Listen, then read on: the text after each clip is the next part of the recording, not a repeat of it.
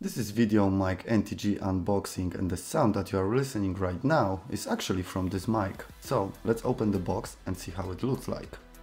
Here we have microphone with the foam windshield, one ST10 cable that allows you to connect mic to your camera or phone, one USB cable to connect the mic to your computer and charge it, and of course, quick guide.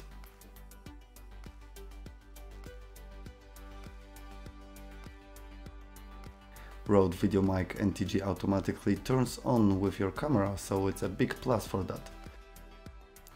On the left side there's a 3.5mm output.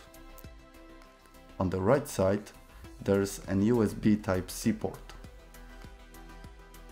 At the back of the mic there's a gain dial with numbers from 1 to 15, which makes it really simple to set up your audio level, or if you have to re-record something. You can move shock mount forwards and backwards and adjust it exactly how you need it.